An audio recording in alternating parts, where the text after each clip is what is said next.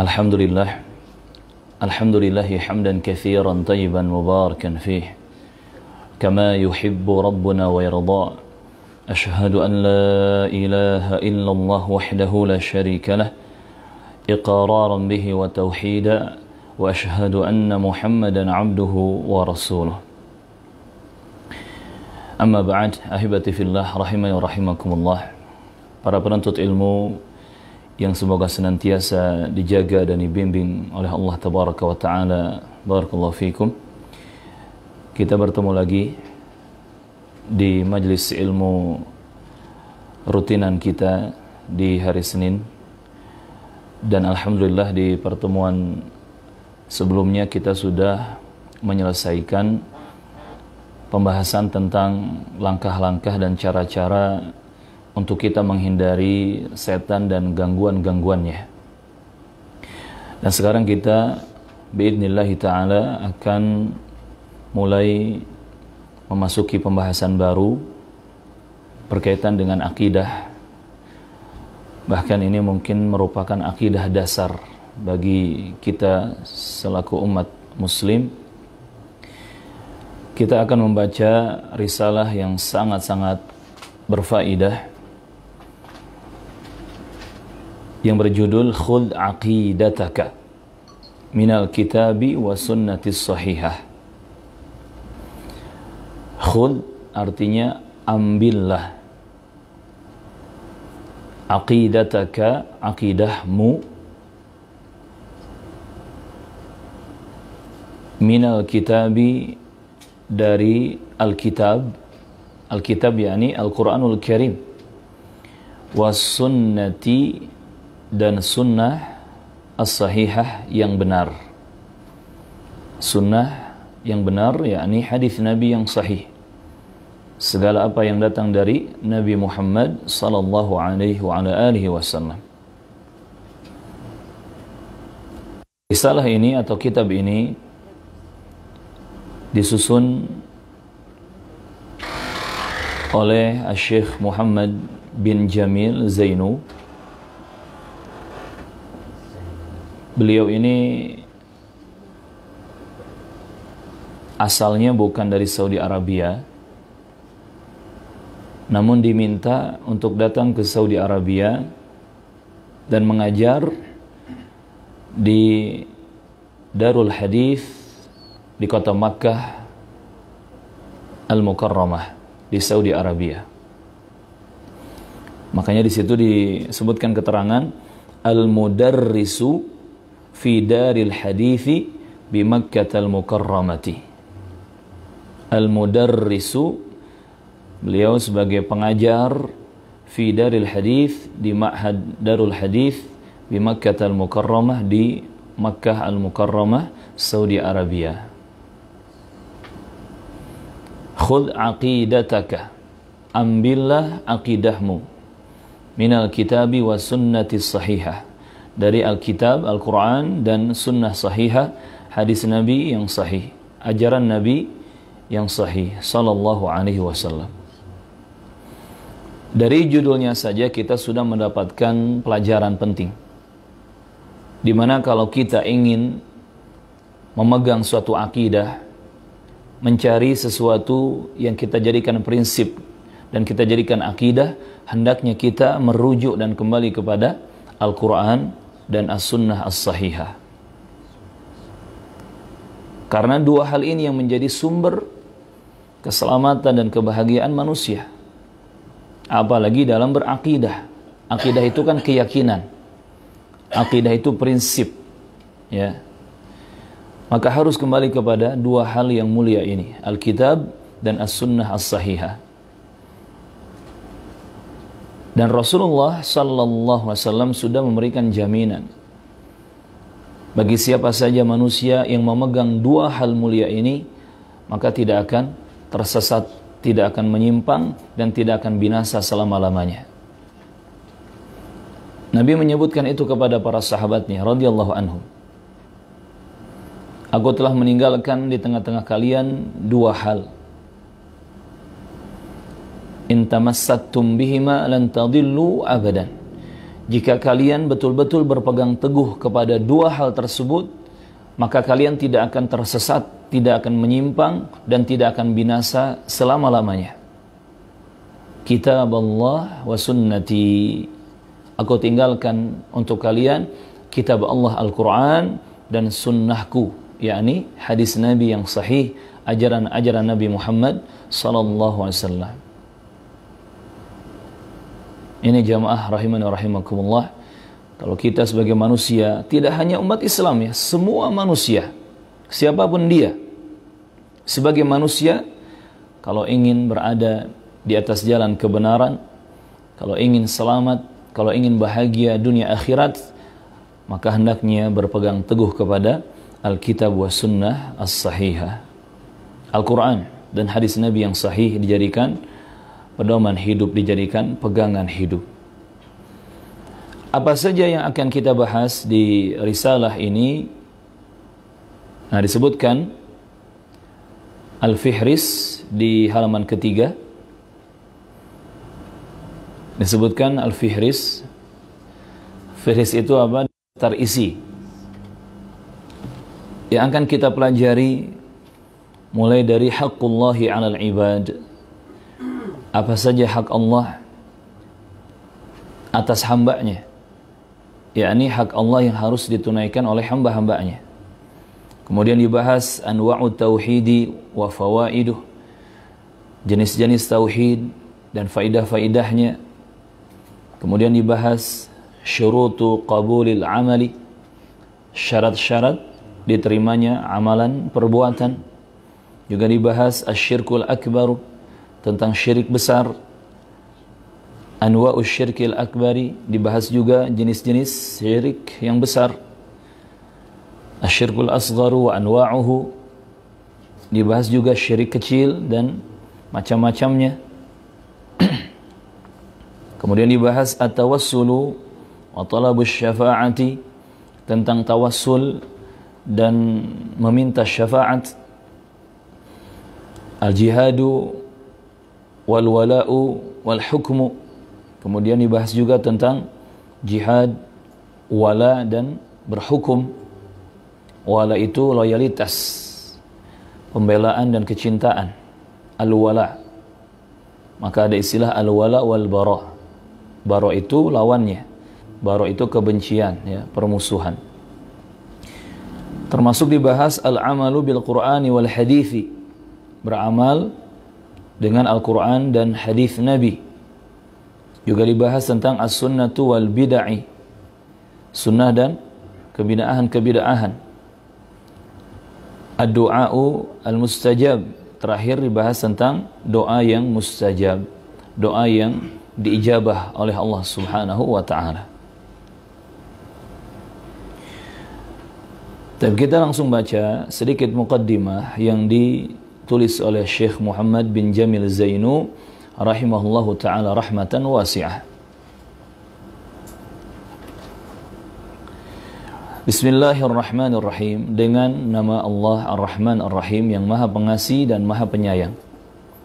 Di halaman keempat. Dan biasa para ulama memulai tulisan kitab mereka, risalah mereka dengan basmalah.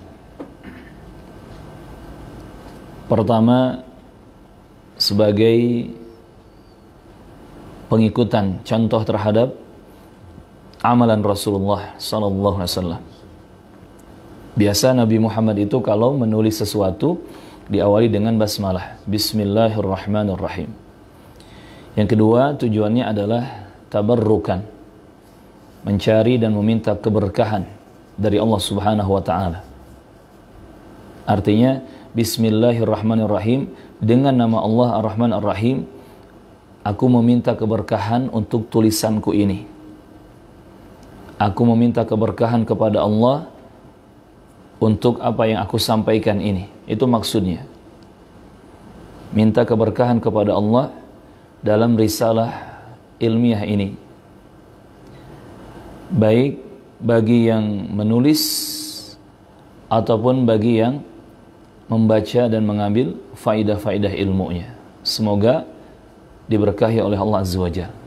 Itu hikmah dan manfaat dari memulai tulisan kita dengan basmalah. Bismillahirrahmanirrahim. Innal hamda lillahi nahmaduhu wa nasta'inuhu wa nastaghfiruhu wa na'udzu billahi min syururi anfusina wa sayyiati a'malina. Man yahdillahu fala mudilla lahu wa may yudlil fala hadiya lahu. Ini mungkin teman-teman sering mendengar ya, sebagai muqaddimah dalam ceramah-ceramah para ustadz biasanya ini dibaca. Innal hamda lillahi. Inna sesungguhnya alhamda segala puji lillahi hanya untuk Allah. Nahmaduhu kita memuji Allah, wa nasta'inuhu dan kita meminta pertolongan kepada Allah, wa nastaghfiruhu dan kita minta ampun kepada Allah, wa na'udzu dan kita berlindung billahi kepada Allah, yakni minta perlindungan kepada Allah, min syururi dari keburukan-keburukan anfusina jiwa-jiwa kami, wasayyiati dan dari kejelekan-kejelekan a'malina perbuatan-perbuatan kami. Man yahdi, man siapa saja, yahdi yahdillahu yang Allah memberi petunjuk kepadanya, fala mudilla lahu maka tidak ada yang bisa menyesatkan dia. Man yahdillahu fala mudilla lahu, siapa yang Allah beri petunjuk dia, maka dia tidak akan bisa disesatkan. Tidak ada orang yang bisa menyesatkannya. Mudil artinya yang menyesatkan. Yahdillah, Allah memberi hidayah. Maka perbanyak kita meminta hidayah kepada Allah Azza wa Jalla. Karena kalau Allah Subhanahu wa taala, jika Allah Subhanahu wa taala sudah memberi kita hidayah, tidak ada pihak yang bisa menyesatkan kita. Fala mudilla lahu. Wa man yudlil dan siapa saja yang Allah sesatkan ia, fala hadiya lahu. Fala maka tidak ada hadiya lahu petunjuk baginya. Tidak ada yang bisa memberinya petunjuk. Karena memang hidayah itu murni dan mutlak di tangan Allah Subhanahu wa taala. Allah memberikan hidayah kepada hamba-hambanya yang dia kehendaki, dan Allah menyesatkan siapapun yang dia kehendaki. Artinya hidayah ini bukan kapasitas kita. Hidayah ini bukan kekuasaan kita. Tidak ada seorang pun yang bisa mengatur si fulan dapat hidayah, si fulan tersesat, tidak bisa. Itu semua kembali kepada masyiatullah, kehendak Allah tabaraka wa ta'ala. Wa ashhadu an la ilaha illallah wahdahu la syarika lahu. Dan aku bersaksi, aku berkeyakinan bahwasannya tidak ada ilah yang berhak diibadahi dengan benar kecuali hanya Allah, wahdahu la syarikalah, hanya Allah satu-satunya, tidak ada sekutu, tidak ada tandingan bagi Allah Subhanahu wa taala. Wa asyhadu anna Muhammadan 'abduhu wa rasuluhu. Dan aku bersaksi, aku berkeyakinan bahwasannya Muhammad adalah hamba Allah dan Rasul utusan Allah. La ilaha illallah. Ilah bermakna ma'luh. Allah itu diambil dari ilah. Ilah bermakna ma'luh. Ma'luh itu artinya ma'bud. Ma'luhun, ma'budun, yang diibadahi, yang disembah. Maka ilah artinya Tuhan. Ilah itu yang diibadahi, yang disembah. Dan makna la ilaha illallah yang benar tidak hanya sekadar kita mengartikan tidak ada Tuhan kecuali Allah. Ini kurang sempurna. Apalagi orang-orang sesat dari kalangan ahli filsafat suka mengotak-ngatik kata, kalimat, dan bahasa. Tidak ada Tuhan kecuali Allah. Kata mereka, berarti setiap yang disebut Tuhan itu adalah Allah. Sehingga Tuhan itu banyak. Sehingga apapun bisa menjadi Tuhan. Ini buah dari pemikiran sesat filsafat. Makanya Imam Asy-Syafi'i rahimahullah sangat-sangat benci dengan ilmu filsafat. Bahkan beliau berfatwa kalau ada orang Muslim mempelajari ilmu filsafat, itu harus dihukum dengan cara diarak keliling kampung sambil dipukuli dengan pelepah kurma. Sampai seperti itu bahayanya belajar ilmu filsafat. Tetapi la ilaha illallah, makna yang benarnya, yang sempurnanya adalah kita fahami la ma'buda bihaqqin illallah. Tidak ada yang berhak diibadahi dengan benar kecuali hanya Allah. La ma'buda bihaqqin, tidak ada yang berhak diibadahi dengan benar kecuali hanya Allah, illallah.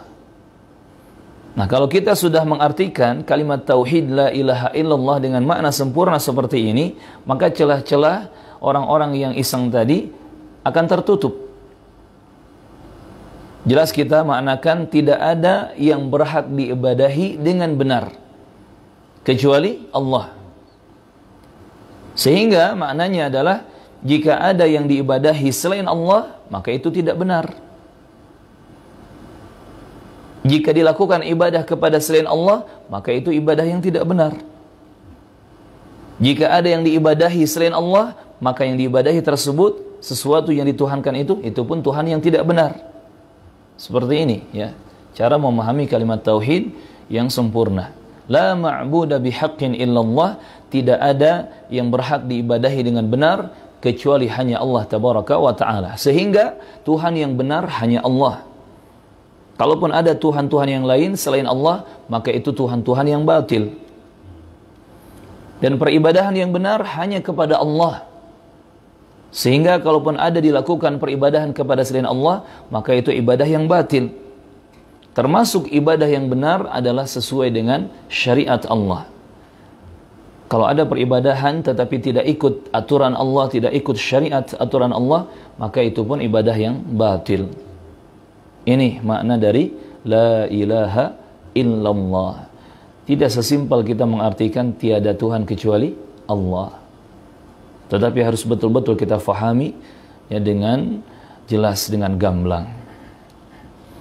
Termasuk ketika kita membaca penggalan kedua dari syahadatain, wa asyhadu anna Muhammadan abduhu wa rasuluh. Aku bersaksi bahwasanya Muhammad adalah hamba Allah dan utusan Allah. Di sini kata para ulama, salah satu manfaatnya kenapa dalam persaksian untuk Nabi Muhammad sebagai Nabi Allah disebutkan abduhu wa rasuluh. Nabi Muhammad itu adalah hamba Allah dan utusan Allah. Abdullah dan Rasulullah. Kenapa dua frasa ini, dua kata ini disebut?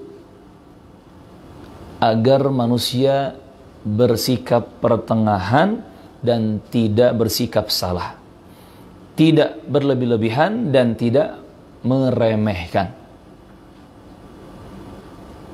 Ketika kita membaca abduhu, Muhammad itu adalah hamba Allah. Hamba. Yang namanya hamba itu kan di bawah. Hamba itu dikuasai. Ya kan? Nah, Nabi Muhammad adalah hamba Allah. Artinya, jangan kita memposisikan Nabi Muhammad selevel Tuhan. Jangan berlebihan. Seperti orang-orang Nasrani menempatkan Nabi Isa alaihissalam di posisi Tuhan. Ini berlebih-lebihan. Ini gulu namanya, ini ekstrim. Padahal Nabi Isa juga Abdullah, hamba Allah. Makanya disebutkan Nabi Muhammad abduhu, Abdullah, hamba Allah. Agar manusia tidak berlebih-lebihan mengkultuskan Nabi Muhammad sallallahu alaihi wasallam.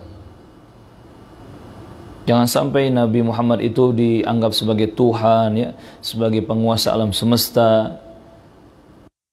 Termasuk jangan sampai Nabi Muhammad ini dimintai hal-hal yang di luar kemampuannya. Contoh misalkan di zaman sekarang masih ada orang-orang yang sudah tahu Nabi Muhammad itu telah tidak ada, telah wafat, namun mereka masih memanggil-manggil nama Nabi Muhammad. Mereka masih memanggil-manggil nama Nabi Muhammad, bahkan meminta-minta kepada Nabi Muhammad. Wahai Nabi, wahai Rasul, wahai Muhammad, penuhi kebutuhan saya, lancarkan urusan saya. Ini kalimat-kalimat syirik. Tidak boleh kita ucapkan sekarang karena Nabi Muhammad tidak mendengar. Karena Nabi Muhammad sudah wafat sallallahu alaihi wasallam. Nah, ini salah satu hikmah kenapa disebut abduhu. Muhammad itu hamba Allah, agar kita tidak berlebih-lebihan. Posisikan Nabi Muhammad sebagai Nabi dan Rasul Allah. Jangan diposisikan sebagai Tuhan. Sampai Rasulullah pernah mengatakan kepada para sahabatnya, "Ana basyarun mithlukum." Aku ini manusia seperti kalian. Artinya, ya terbuat dari tubuh yang sama, makan, minum, buang air, ya, menikah, berpuasa, iftar, sholat, tidur, sama, manusia. Sampai Nabi berpesan, jika aku lupa, fadzakiruni, maka ingatkan aku ketika aku lupa. Makanya di sini hadis perbuatan Rasulullah itu dikalahkan oleh hadis ucapan Rasulullah. Hadis qauli, ucapan Nabi, dengan hadis fi'li, hadis perbuatan Nabi, itu lebih unggul hadis qauli, hadis ucapan Nabi. Karena ucapan Rasulullah dijamin dari wahyu Allah. Di surah An-Najm kan disebutkan, "Wa ma yantiqu 'anil hawa in huwa illa wahyun yuha." Wa ma yantiqu 'anil hawa. Muhammad tidak mungkin berbicara dari hawa nafsunya. In huwa illa wahyun yuha. Yang beliau ucapkan adalah wahyu dari Allah, yang Allah wahyukan kepadanya. Jadi setiap ucapan Rasulullah dijamin itu wahyu ilahi. Tetapi untuk perbuatan Nabi sendiri mengatakan, aku manusia seperti kalian, aku bisa lupa. Dan jika aku lupa, ingatkan aku. Perbuatan bisa lupa, tetapi ucapan sudah dijamin wahyu ilahi. Maka di sini jamaah, jangan kita berlebih-lebihan memposisikan Nabi kita Muhammad sallallahu alaihi wasallam. Walaupun kita sangat cinta kepada beliau, walaupun kita sangat menghormati, memuliakan beliau, walaupun kita sangat rindu dan berharap bertemu dengan beliau, tetap posisikan beliau pada posisi yang selayaknya, yakni sebagai Nabi dan Rasul Allah yang terakhir, bukan sebagai Tuhan. Kemudian disebutkan wa rasuluh, dan Muhammad adalah Rasul Allah, utusan Allah.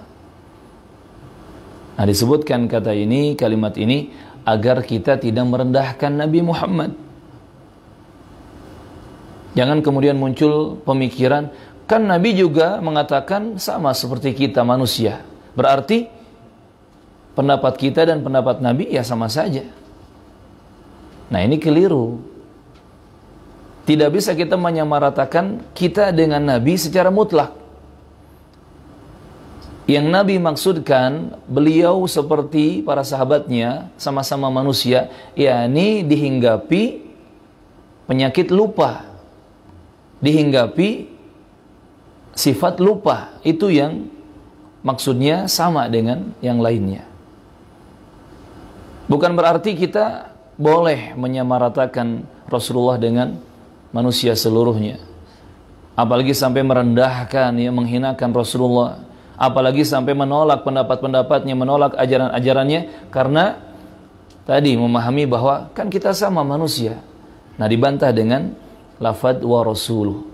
Muhammad itu Rasul Allah, utusan Allah, punya keistimewaan, punya kedudukan yang spesial. Artinya kita harus memuliakan beliau sebagai Rasul Allah, menghormati beliau sebagai Nabi Allah, mendahulukan ucapan beliau, ajaran-ajaran beliau, karena beliau adalah Rasul Allah, utusan Allah tabaraka wa ta'ala. Di sini jamaah, kaum muslimin itu selamat karena memiliki sifat dan sikap tawassutan, pertengahan dalam segala hal, termasuk dalam mengimani kenabian Nabi Muhammad sallallahu alaihi wasallam. Ini makna asyhadu anna Muhammadan abduhu wa rasuluh. Jadi kita junjung tinggi nama beliau, kita bela ya kemuliaan beliau, kita bela ajaran-ajaran sunnah beliau, bahkan kita bela mati-matian. Namun kita tidak memposisikan beliau di posisi ketuhanan, karena beliau adalah utusan Allah ya, bukan Tuhan, tetapi utusan Allah tabaraka wa taala. Amma ba'du, adapun setelah itu, ini amma ba'du ini kalimat yang digunakan atau kata yang digunakan untuk memisahkan suatu paragraf dengan paragraf yang lain. Artinya sudah beda pembahasan, sudah beda pembicaraan. Amma ba'du. Adapun setelah itu, fahadhihi as'ilatun hammatun fil aqidati. Fahadhihi, maka ini adalah as'ilatun, pertanyaan-pertanyaan hammatun yang sangat penting fil aqidati, tentang akidah atau berkaitan dengan akidah, keyakinan seorang muslim. Ujibu alaiha, ujibu, aku menjawab, alaiha, untuk pertanyaan-pertanyaan tersebut. Hak kembali ke as'ilah hammah. Alaiha, untuk pertanyaan-pertanyaan tersebut, ma'a dzikrid dalili, ma'a, bersama atau disertai, dzikri, penyebutan, ad-dalili, dalil, penjelasan, minal qur'ani wal hadithi, dari Al-Quran dan juga hadis, yakni hadis Nabi yang sahih. Liyatma'inna al-qari'u ila sihhatil jawabi. Liyatma'inna, agar merasa tenang, nyaman, plong gitu ya. Al-qari'u, siapapun yang membaca, ila sihhatil jawabi, ila, terhadap sihhati, kebenaran, al-jawabi, jawabannya.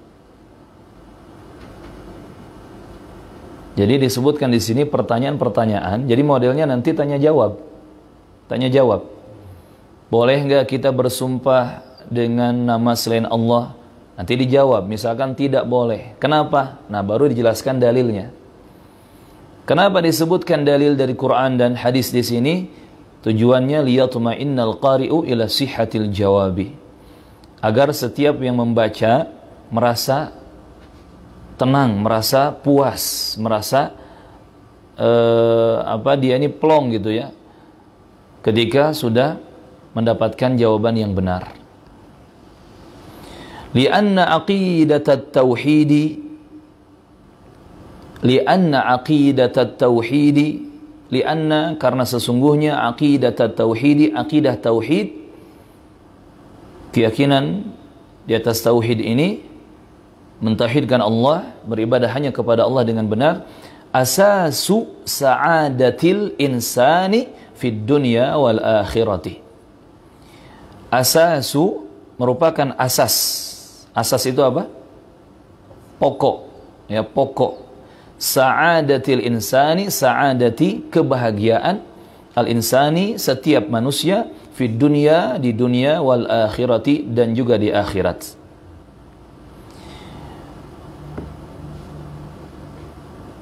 Wallaha as'ala. Wallaha dibaca wallaha karena dia sebagai mansub di sini as'ala. Harusnya wa as'alullaha gitu, tetapi Allahnya dikedepankan. Wallaha as'alu an yanfa'a bihal muslimina. Wallaha as'alu, as'alu, dan aku meminta, wallaha, kepada Allah, an yanfa'a, agar Allah memberi manfaat, biha, dengan risalah ini, risalah khud aqidatak ini, al-muslimina, kepada orang-orang muslim.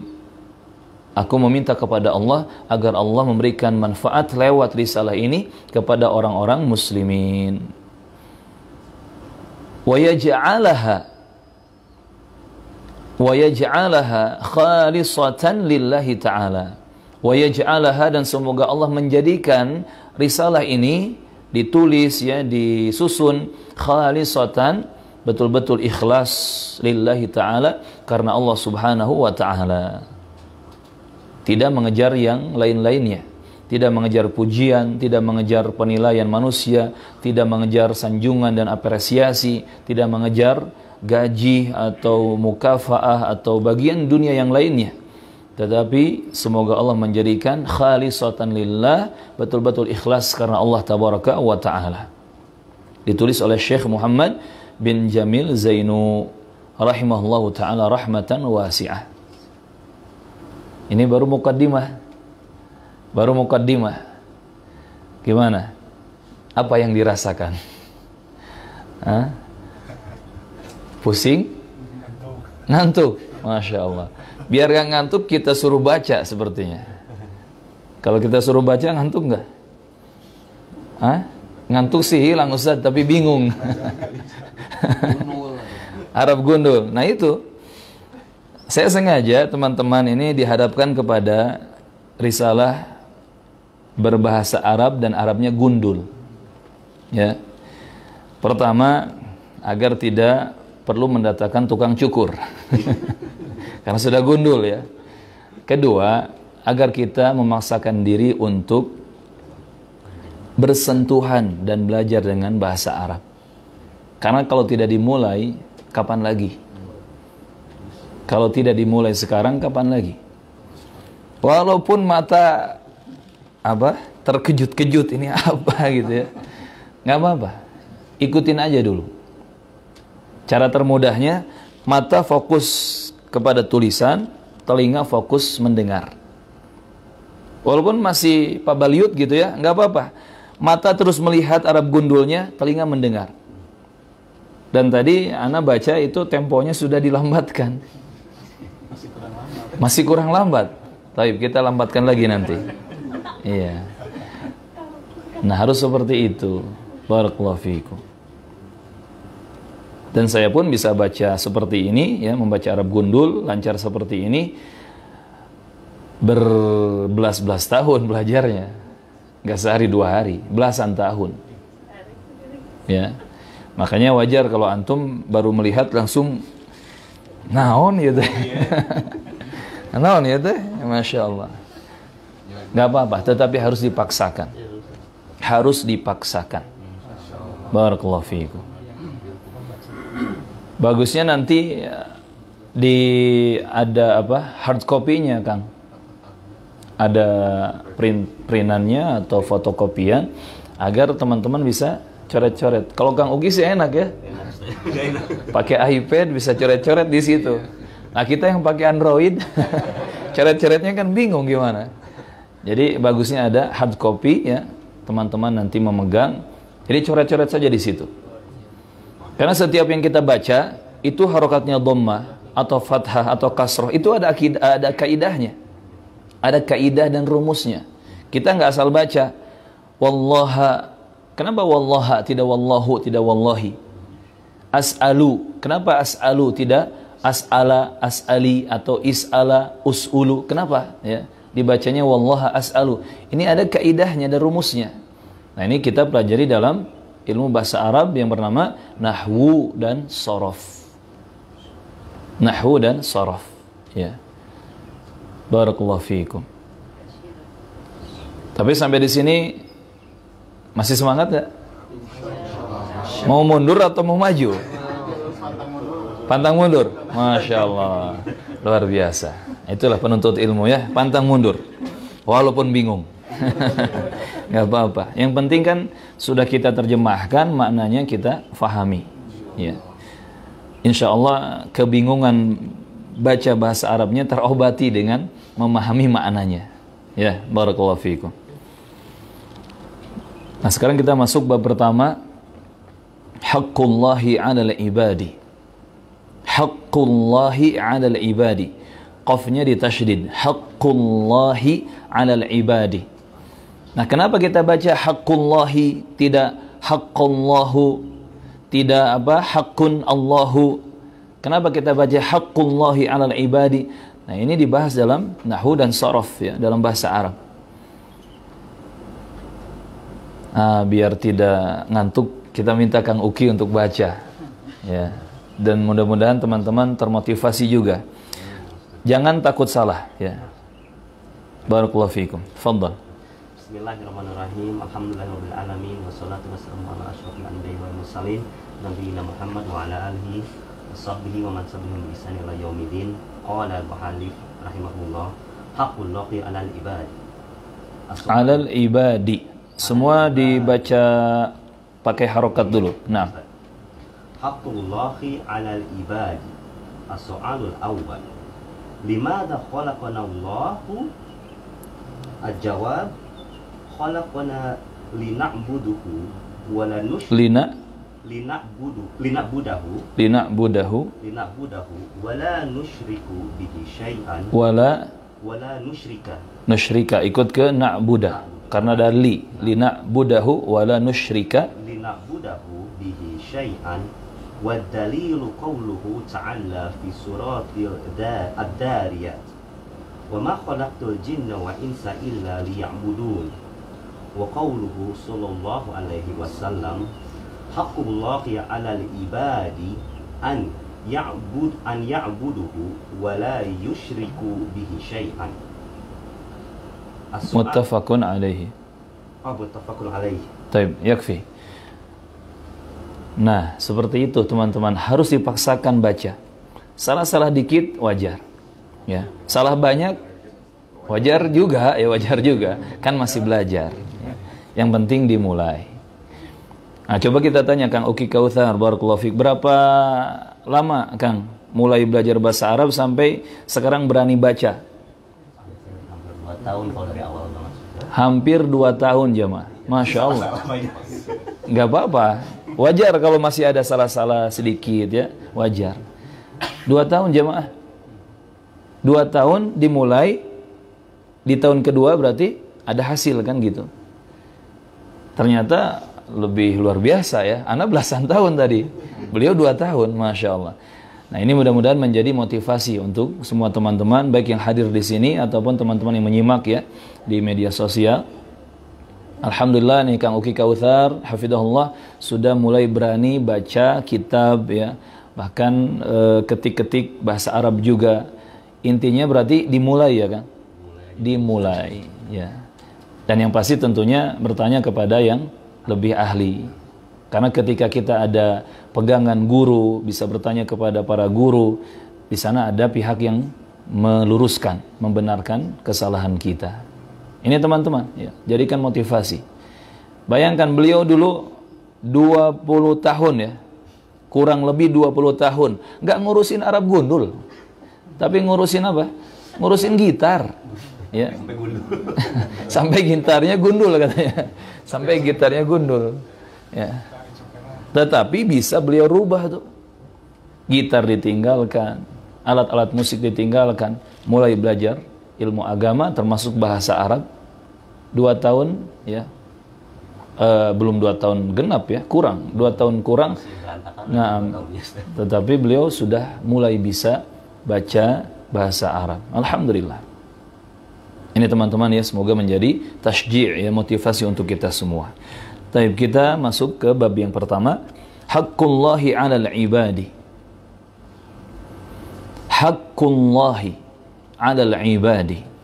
Bab yang pertama tentang haqqullahi 'alal ibadi. Haqqullahi, hak Allah Subhanahu wa taala, 'alal ibadi, atas hamba-hambanya. Kalau hak itu kan berarti sesuatu yang harus diberikan, ditunaikan, diamalkan. Nah, ada hak-hak Allah atas hambanya. Artinya ada hak-hak Allah yang harus ditunaikan, harus diberikan, harus diamalkan oleh hamba-hambanya. Siapa hamba-hamba Allah di sini yang dimaksud? Kita semua manusia dan bangsa jin. Semua manusia dan bangsa jin. Itu hamba-hamba Allah, dan mereka harus menunaikan hak untuk Allah Subhanahu wa ta'ala. Ini bab yang pertama membahas tentang hak-hak Allah yang harus ditunaikan oleh hamba-hambanya. As-su'alu, pertanyaan yang pertama. As-su'alul awwalu. Limadha Kenapa?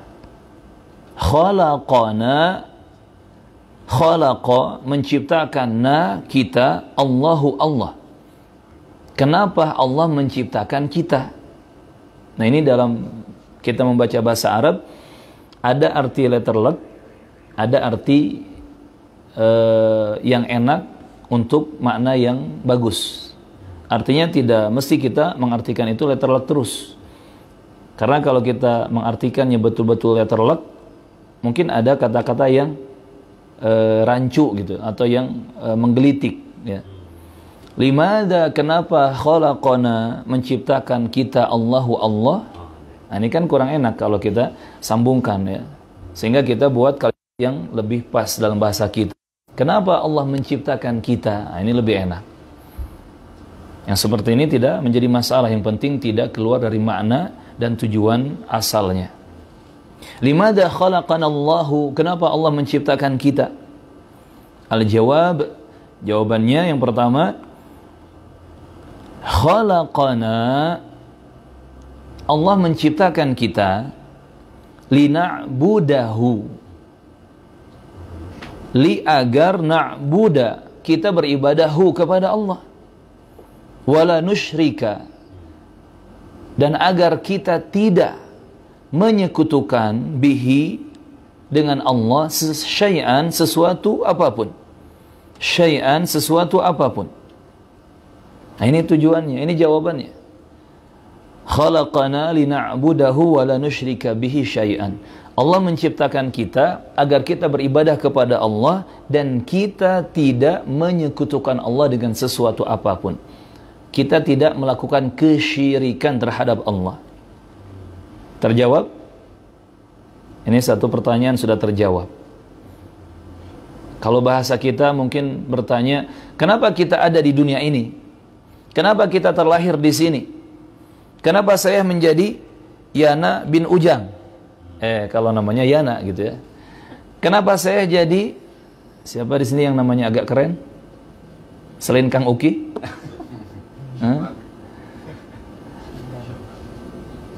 Sahlan. Itu nama bagus, Masya Allah. Sahlan ini doa ya. Semoga selalu dimudahkan segala urusannya oleh Allah Azza wa Jalla. Itu dari doa Rasulullah.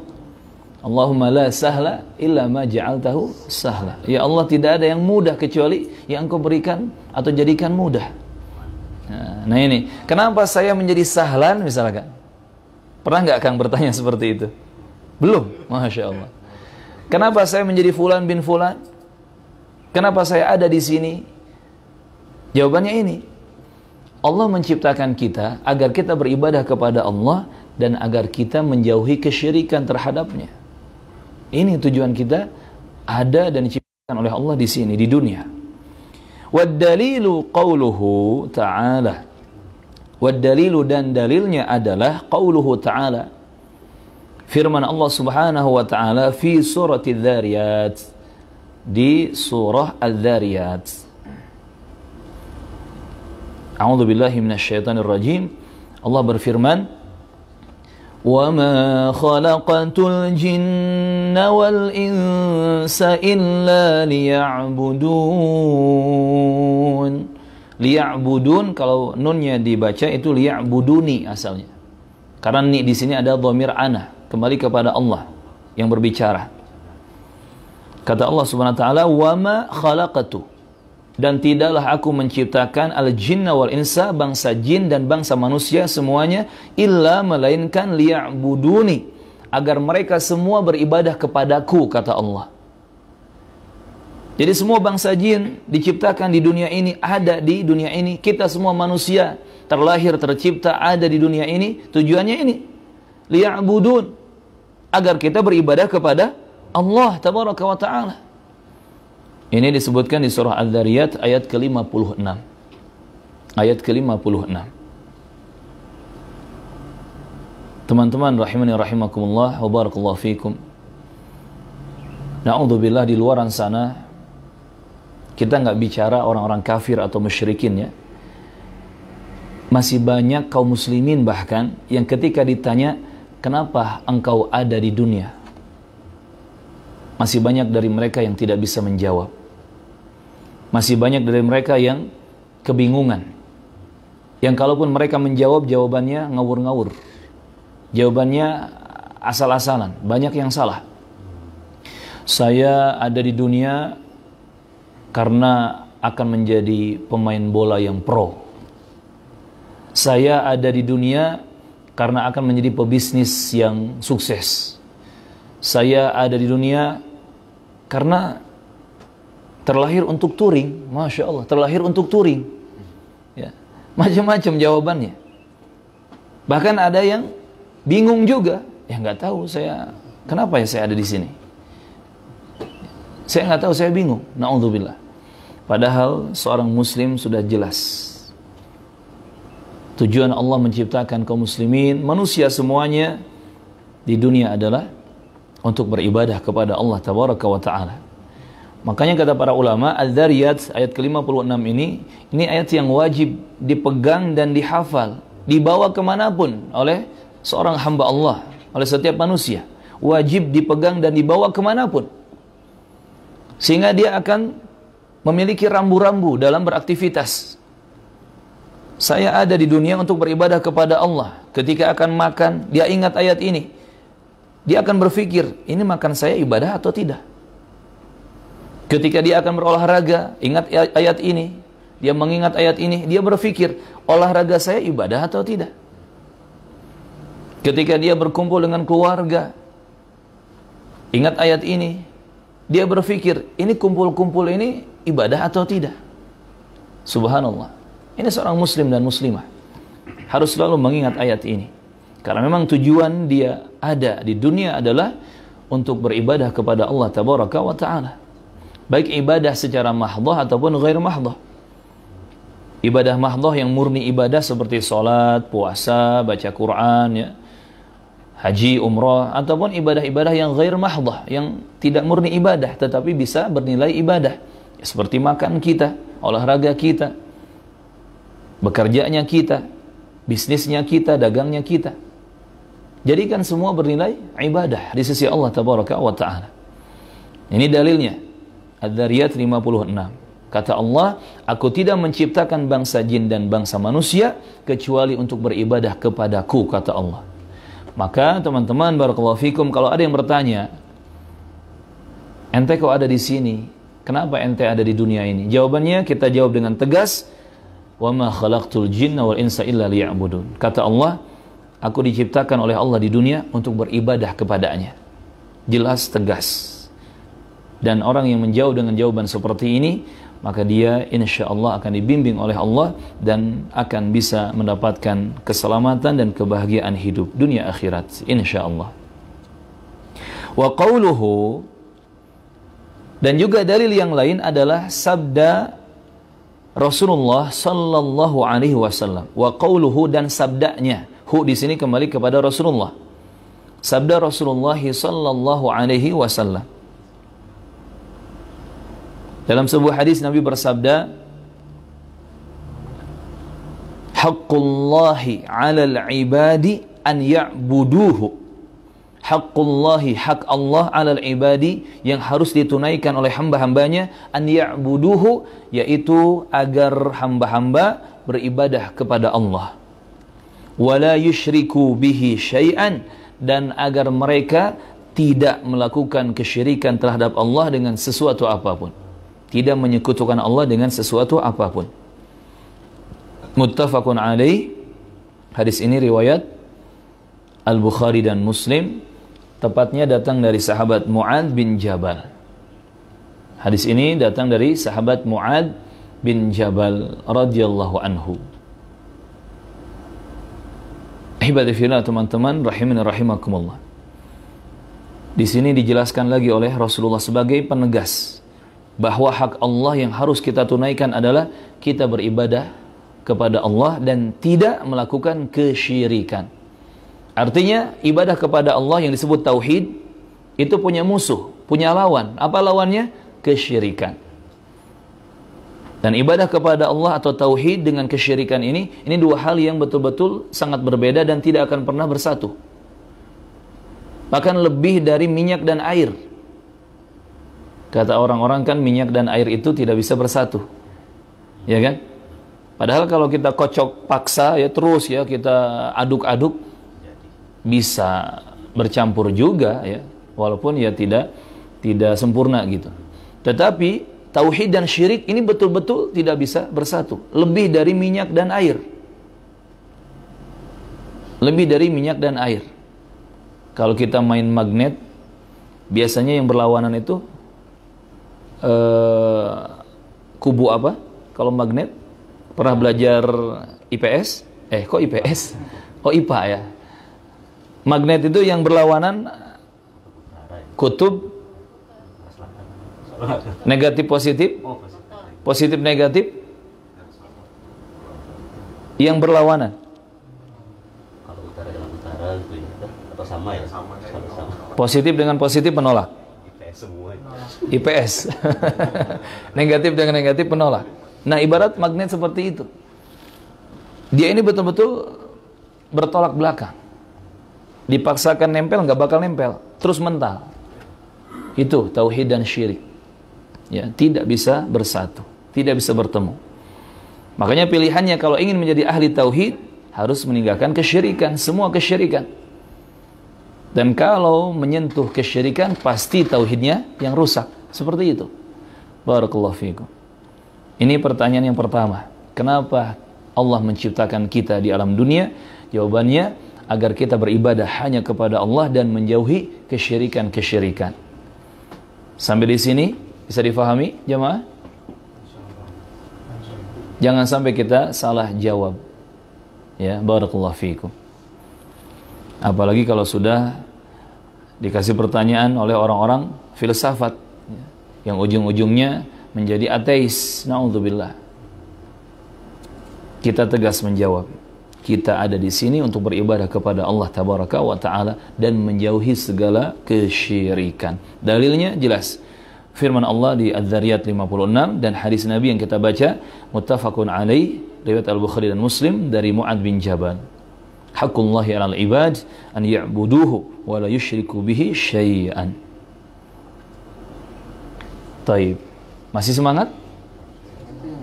Lanjut nggak? Lanjut. Taib, barakallahu fiikum. Barangkali mau ngopi dulu kan? Iya, jadi belajarnya setengah jam, ngopinya 2 jam gitu ya. Masya Allah. Taib, kita lanjut pertanyaan kedua. Tafadhal Kang Uki, barakallahu fiik. Iqra. As-soal tsani. Ma hiya al-ibadatu? Al-jawab, al-ibadatu ismu jami'i ismun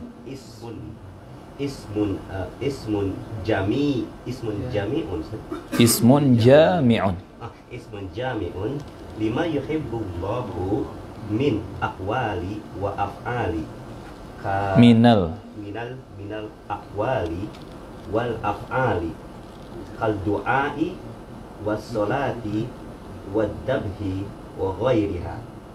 Qala ta'ala, a'udzubillahi minasyaitonir rajim, bismillahirrahmanirrahim. Qul inna salati wa nusuki wa mahyaya wa mamati lillahi rabbil alamin. Suratul Al-An'am. Nusuki bermakna dabhi li hayawanat li hayawanati. Wa qala sallallahu alaihi wasallam qala ta'ala wa ma taqarraba. Ini fi'il madhi. Fi'il madhi tapi dia banyak huruf tambahannya. Tafa'ala yatafa'alu. Wa ma taqarraba ilayya 'abdi bi syai'in ahabba ilayya mimma ahabbu ilayya mimma iftaradtuhu alaihi. Iftaradtuhu alaihi. Iya. Hadithu qudsi. Hadithun qudsiyun rawahu al-Bukhari. Rawahu al-Bukhari. Baik, jazakallahu khairan. Pertanyaan kedua, teman-teman. As-su'al, pertanyaannya, ma hiyal ibadatu? Ma apa hiya itu, al-ibadatu ibadah. Ini kalau kita artikan terlak lagi nggak enak. Ma apa hiya? Hiya itu kan dia perempuan gitu. Kenapa dipakai hiya? Karena al-ibadah ada ta marbuthah. Makanya kita artikan itu. Ma apa hiya itu al-ibadatu ibadah. Apa itu ibadah? Nah, ini pertanyaan dari yang pertama. Setelah kita menjawab, saya ada di dunia untuk beribadah kepada Allah. Sekarang ditanya lagi, ma hiyal ibadatu? Apa itu ibadah? Jangan sampai teriak-teriak, kami beribadah kepada Allah, saya beribadah hanya kepada Allah. Ketika ditanya, apa itu ibadah? Nggak jengkang. Jangan seperti itu. Maka di sini, dilanjut ya pertanyaannya. Ma hiyal ibadatu? Apa itu ibadah? Al-jawabu, jawabannya, al-ibadatu, ibadah itu adalah ismun, satu nama, jami'un, yang universal. Universal itu mencakup ya, menyeluruh. 5, untuk apa-apa, yuhibbuhu, yang mencintai itu semua, Allahu Allah. Untuk apa-apa yang Allah mencintainya. Minal aqwali, dari ucapan-ucapan, wal af'ali, dan perbuatan-perbuatan. Nah, ini jawaban. Apa itu ibadah? Ini jawabannya. Ismun jami'un lima yuhibbuhu Allahu minal aqwali wal af'ali. Dan sebagian ulama ada yang menambahkan lima yuhibbuhu Allahu wa yardah. Ada tambahan wa yardahu. Untuk apa-apa yang Allah cintai dan Allah ridhoi. Itu bisa antum tambahkan juga. Ismun jami, nama yang mencakup semua hal yang Allah cintai dan Allah ridhoi. Baik itu ucapan ataupun perbuatan. Sampai ulama ada yang menyebutkan al-zahirah wal batinah. Yang zahir, yang nampak, ataupun yang batin, yang tersembunyi. Semua ucapan-ucapan, ucapan yang nampak ataupun tersembunyi, semua perbuatan-perbuatan, perbuatan yang nampak atau yang tersembunyi, zahir, batin, jika itu dicintai oleh Allah dan diridhoi oleh Allah, itulah ibadah. Jadi ibadah itu luas. Nggak cuman sholat, nggak cuman sedekah, nggak hanya baca Quran, nggak hanya duduk di masjid. Ibadah itu luas maknanya. Kemudian Syekh di sini memberikan contoh. Kaddu'ai, seperti doa. Ini contohnya. Doa itu ibadah. Wassalati, dan seperti salat. Salat itu ibadah. Wadzabhi, dan seperti menyembelih atau sembelihan. Wa ghairiha, dan yang lain-lainnya dari ibadah-ibadah yang disyariatkan. Sampai sini bisa faham? Ketika ditanya apa itu ibadah, jawabannya ibadah itu mencakup semua yang Allah cintai dan Allah ridhoi, baik perbuatan ataupun ucapan, yang zahir ataupun yang batin. Itu ibadah. Contohnya di sini doa, salat, ya, sembelihan dan lain sebagainya. Qala ta'ala, Allah Subhanahu wa ta'ala berfirman, Qul inna salati wa nusuki wa mahyaya wa mamati lillahi rabbil alamin. Qul, katakanlah wahai Muhammad sallallahu alaihi wasallam, inna, sesungguhnya, salati, salatku, wa nusuki, dan sembelihanku. Nusuk bisa bermakna sembelihan atau bisa bermakna ibadah secara luas. Sembelihanku dan ibadahku, wa mahyaya, dan hidupku, wa mamati, dan matiku, lillahi, semuanya hanya untuk Allah, rabbil alamin. Rabb, sang penguasa dan pengatur alam semesta, rabbul alamin.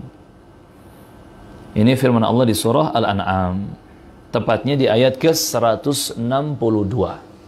Al-An'am ayat 162. Ahibati fillah, rahimani rahimakumullah. Maka tadi definisi atau pengertian ibadah itu mencakup hal-hal yang Allah cintai dan Allah ridhoi. Ini juga yang dijelaskan oleh Syekhul Islam Ibn Taimiyah rahimahullah. Ini juga yang dijelaskan oleh Al-Imam Hafidh Ahmad Al-Hakami rahimahullah. Dan mayoritas ulama semua menjelaskan makna ibadah seperti ini. Ibadah adalah sesuatu yang mencakup semua apa yang Allah cintai dan Allah ridhoi dari ucapan-ucapan dan perbuatan-perbuatan yang lahir ataupun yang batin, zahir atau batin. Ismun jami'un lima yuhibbuhu Allahu wa yaradahu minal aqwali wal af'ali al-zahirati wal batinah. Itu ibadah. Berarti ibadah itu luas. Kalau ibadah itu luas dan bisa mencakup semua hal yang kita sentuh, oh berarti kita harus hati-hati dalam menyentuh sesuatu. Jangan sampai kita melakukan ini dan itu, berbicara ini dan itu, menyentuh ini dan itu, tetapi tidak ada nilai ibadahnya. Bayangkan jamaah, hanya bahas definisi ibadah, tetapi bisa membuat kita mengendalikan diri, mengendalikan tindak tanduk dan laku lampah. Ini ilmu namanya. Ini belajar ya, alhamdulillah. Kemudian disebutkan oleh Syekh, nusuki ai, kalau ada titik dua atau sama dengan dibaca ai. Hamzah di fathah, ya di sukun. Ai. Ai artinya maksudnya. Ya'ni. Ai. Ialah atau ya'ni, ya maksudnya. Nusuki ai dabhi lil hayawanati. Nusuk di sini artinya dabhi. Nusuki, nusuk saya, dabhi artinya sembelihanku, lil hayawanat untuk hewan-hewan. Hayawanat ya, untuk binatang-binatang.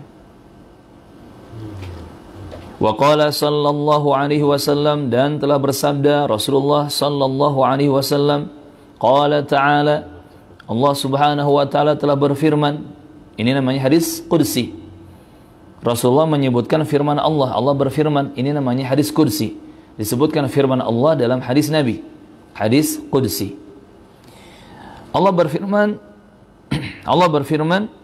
wa ma taqarraba ilayya 'abdi bi syai'in ahabbu ilayya mimma iftaradtuhu alaihi.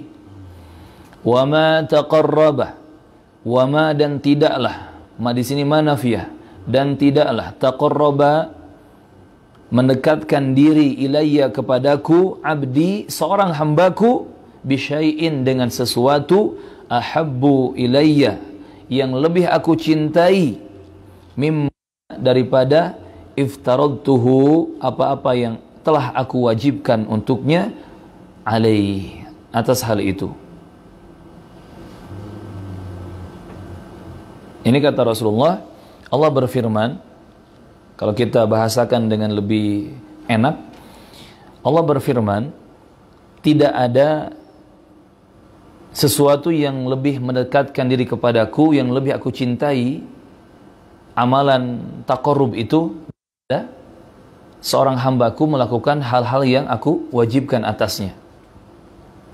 Dengan bahasa lain lagi, ketika seorang hamba melakukan apa-apa yang Allah wajibkan untuk hamba tersebut, maka itu sangat dicintai oleh Allah dan lebih mendekatkan diri hamba tersebut kepada Allah Azza wa Jalla. Maknanya, ketika kita berusaha dan berjuang melakukan perkara-perkara yang sudah Allah wajibkan, di situ akan turun kecintaan Allah kepada kita. Bahkan Allah sangat cinta kepada kita dan kita akan lebih didekatkan oleh Allah kepadanya. Ini maksudnya jamaah. Haditsun qudsiyun, hadis ini hadis qudsi, rawahu al-Bukhari, diriwayatkan oleh Al-Bukhari. Hadis ini datang dari Abu Hurairah Abdurrahman bin Sakhar Ad-Dawsi Al-Yamani. Hadis datang dari Abu Hurairah radhiyallahu anhu. Ini teman-teman, barakallahu fiikum.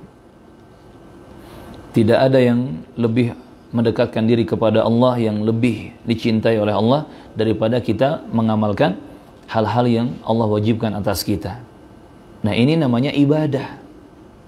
Ibadah itu adalah apa-apa yang sudah Allah perintahkan, apa-apa yang Allah wajibkan atas kita, kita amalkan. Dan itu akan membuat Allah sangat cinta kepada kita dan kita lebih dekat kepada Allah Subhanahu wa ta'ala. Itu ibadah namanya. Ini pertanyaan yang kedua. Kalau ditanya, apa itu ibadah? Ibadah adalah segala sesuatu yang Allah cintai, yang Allah ridhoi, baik ucapan ataupun perbuatan, yang lahir ataupun yang batin. Dalilnya mana? Ini Al-An'am 162 dan hadis dari Abu Hurairah riwayat Al-Bukhari. Qul inna salati wa nusuki wa mahyaya wa mamati lillahi rabbil alamin. Semua yang kita lakukan untuk Allah Azza wa Jalla itu ibadah selama ikut aturan Allah Subhanahu wa taala.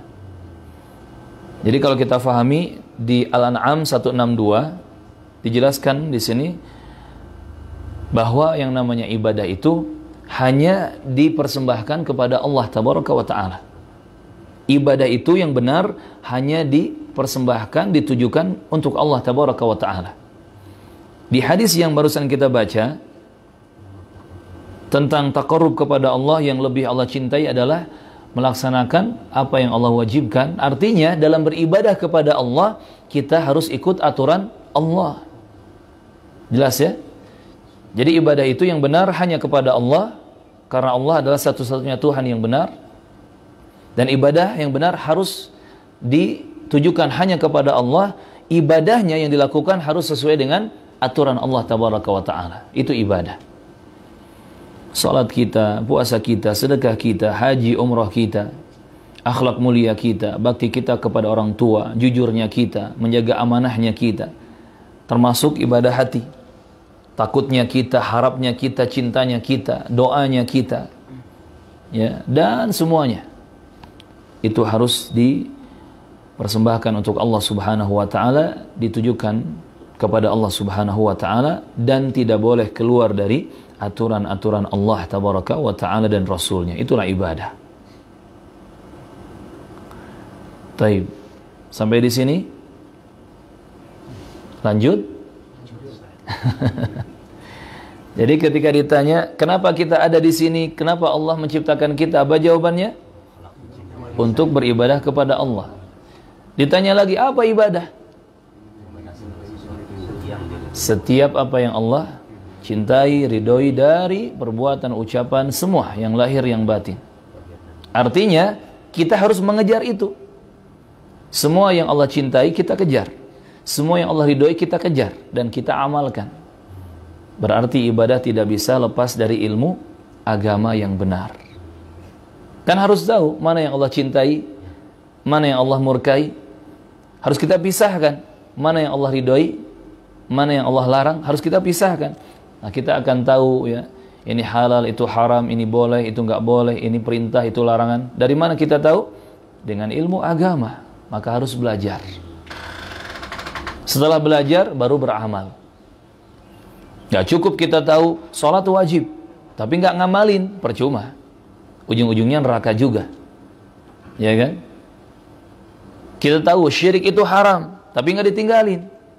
Tahu syirik haram, tahu riba haram, tahu misalkan apa, khamr haram, zina haram, tetapi gak ditinggalin, percuma.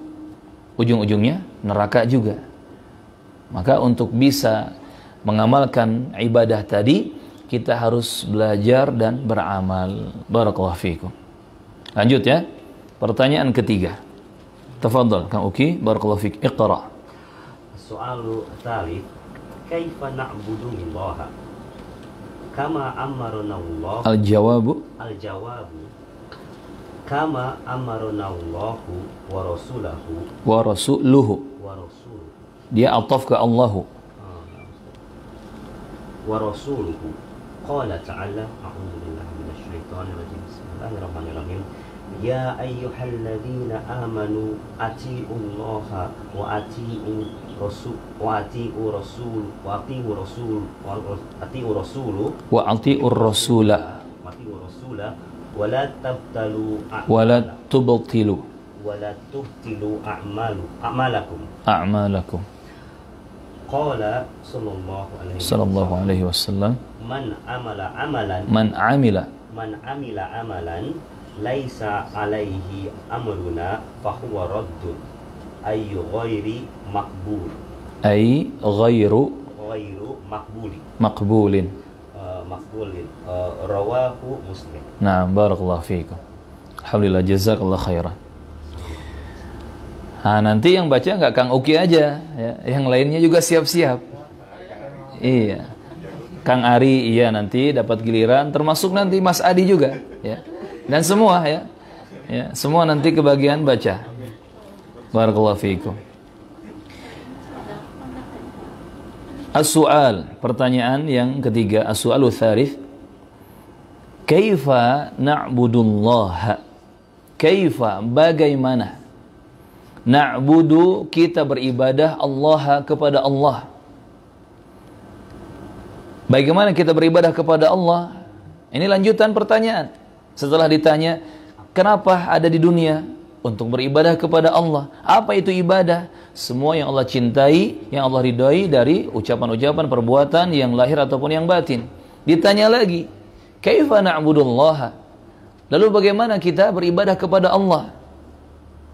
Bagaimana kita beribadah kepada Allah? Kalau meyakini di dunia ini ada untuk ibadah. Dan semua hal yang kita sentuh harus berunsur ibadah kepada Allah. Ditanya, bagaimana kita beribadah kepada Allah? Al-jawabu, jawabannya, kama amaranallahu wa rasuluhu. Kita beribadah kepada Allah kama, sebagaimana amarona, memerintahkan kita, Allahu Allah wa rasuluhu, dan rasulnya. Sebagaimana Allah dan rasulnya memerintahkan kita. Artinya dalam beribadah kepada Allah gak bisa kita berinovasi sendiri. Gak bisa bikin-bikin sendiri, buat-buat sendiri, gak bisa. Kita harus ikut seperti apa yang Allah dan Rasulnya perintahkan kepada kita. Oleh karenanya para ulama menjelaskan hukum ibadah asalnya haram. Ibadah asalnya haram, kecuali jika ada dalil datang dari Allah dan Rasulnya yang menyebutkan perintah. Ini urusan ibadah, urusan agama. Hukum asalnya haram sampai datang dalil yang memerintahkannya. Mungkin Allah yang memerintah atau Rasulullah yang memberikan perintah. Nah, berbeda dengan rumus dunia. Hukum dunia ini, ekonomi, kemudian bisnisan kita, kerjaan, dagangan, ya, pergaulan, dan seterusnya. Hukum dunia, hukum asalnya adalah halal, mubah, boleh-boleh saja, halal-halal, sampai datang dalil yang melarangnya atau mengharamkannya.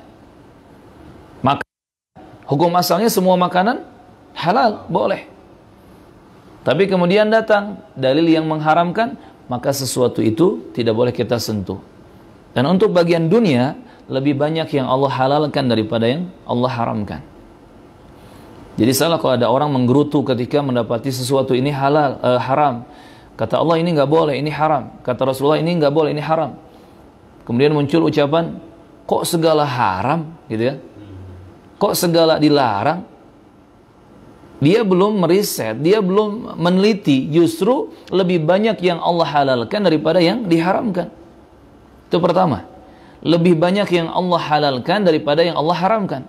Kedua, tidaklah Allah menghalalkan sesuatu kecuali karena itu terdapat kebaikan di dalamnya, dan tidaklah Allah mengharamkan sesuatu kecuali karena di dalamnya terdapat keburukan-keburukan.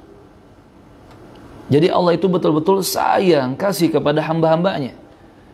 Menghalalkan sesuatu karena di situ ada manfaat, mengharamkan sesuatu karena di situ ada bahaya, dan tidak ingin hamba-hamba ini terkena bahaya. Barakallahu fiikum. Contoh misalkan daging-dagingan, makanan daging-dagingan dari hewan-hewan yang disembelih. Hukum asalnya semua hewan itu halal, boleh untuk dimakan, kecuali jika ada dalil yang mengharamkannya, melarangnya. Dan untuk hewan-hewanan ini kita bagi dua. Ada hewan air, ada hewan darat.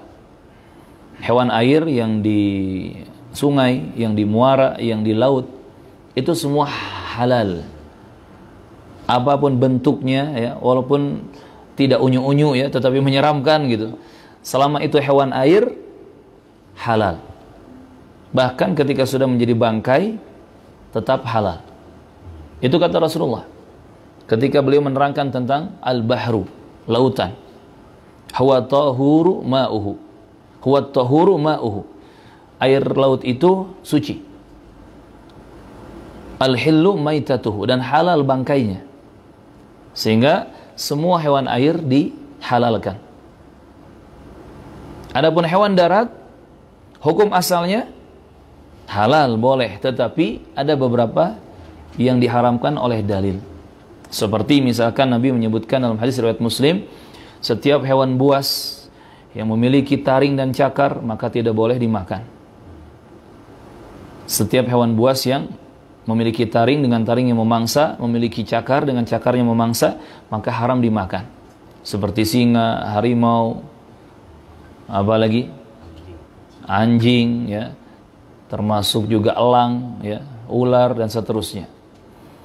Ada juga kaidah dalam kaidah fikih makanan. Setiap hewan yang Rasulullah memerintahkan untuk dibunuh hewan itu, maka haram dimakan. Dan setiap hewan yang dilarang untuk dibunuh oleh Rasulullah, itu juga haram dimakan. Jadi kaidahnya, kalau ada hewan diperintah untuk dibunuh atau dilarang untuk dibunuh, haram untuk dimakan. Contoh misalkan, yang diperintahkan untuk dibunuh apa? Ular, tikus, cicak. Ada perintahnya untuk dibunuh. Maka hewan-hewan yang diperintahkan untuk dibunuh ini haram dimakan. Kemudian ada larangan. Nabi melarang tidak boleh membunuh katak atau kodok. Nabi melarang membunuh katak atau kodok. Bahkan ketika ada seorang yang bertanya, "Ya Rasulullah, aku membunuh katak atau kodok itu untuk dijadikan obat." Nabi tetap tidak mengizinkannya. Nah, ketika katak ini dilarang untuk dibunuh, berarti haram untuk dimakan karena tidak boleh dibunuh. Ini lebih jelas lagi, gamblang lagi, ya lebih gamblang lagi. Ketika dilarang dibunuh, maka tidak boleh dimakan, lebih jelas lagi. Kenapa? Karena nggak mungkin kita makan tanpa membunuh, gitu kan. Makanya hati-hati ya. Jangan asal sedang viral, sedang rame ya kuliner kemudian kita ikut. Perhatikan halal haramnya. Di tahun-tahun yang lalu pernah rame kan makanan suike. Ya. Suike itu kan dari katak atau kodok ya. Itu haram bagi kaum muslimin. Barakallahu fikum. Nah ini jamaah rahimakumullah. Kita beribadah kepada Allah sesuai dengan yang Allah dan Rasulnya perintahkan. Nggak bikin-bikin sendiri. Kenapa sholat? Karena ada perintahnya, kan gitu. Andai tidak ada perintah sholat, kita nggak sholat. Kenapa melakukan umrah dan haji? Karena ada perintahnya. Andai tidak ada perintah, kita nggak haji dan umrah kok. Kan gitu. Maka dalam ibadah kepada Allah, kama amaranallahu wa rasuluh, sebagaimana Allah dan Rasulnya memerintahkan kita. Tidak dikurang-kurangi, tidak dilebih-lebihkan. Kita hanya copy paste dari apa yang Allah dan Rasulnya perintahkan. Islam itu mudah. Kita tidak dibuat pusing dan bingung dan capek harus berinovasi, mencari ide yang kalaupun sudah ada harus memodifikasi. Enggak harus.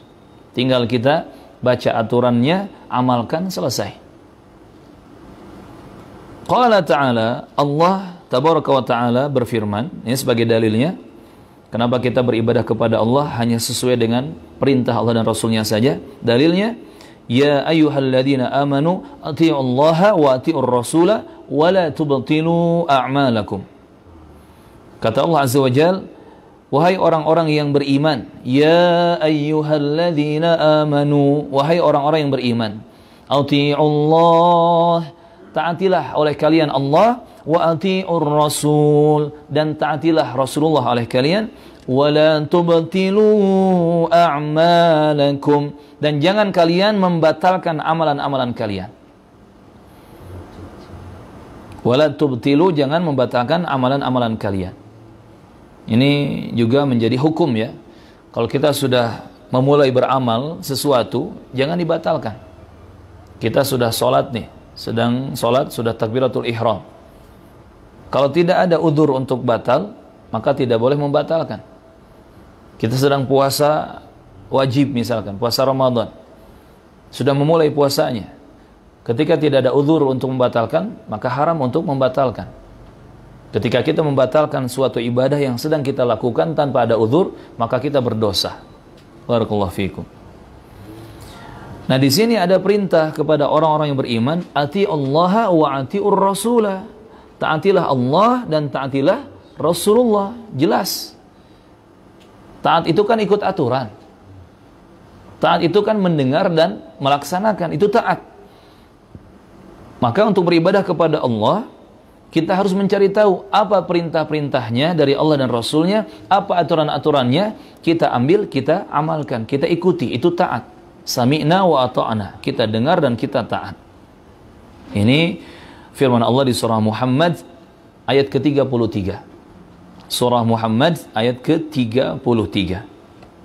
Wa qala sallallahu alaihi wasallam, dan bersabda Rasulullah sallallahu alaihi wasallam, man amila amalan laisa alaihi amruna fahuwa raddun. Man, siapa saja, amila yang mengerjakan amalan, suatu amalan, laisa alaihi, laisa tidak ada alaihi pada amalan tersebut, amruna bimbingan kami, petunjuk kami, fahuwa raddun, fahuwa maka amalan tersebut raddun, tertolak. Raddun ai maksudnya ghairu maqbulin, tidak diterima. Ghairu maqbulin, tidak diterima. Karena raddun ini bermakna mardud. Raddun ikut wazan maf'ul, mardud, ya. Ghair maqbul, tidak diterima, artinya tertolak. Rawahu Muslimun, hadis riwayat Muslim dari ibunda kita Aisyah radhiyallahu anha.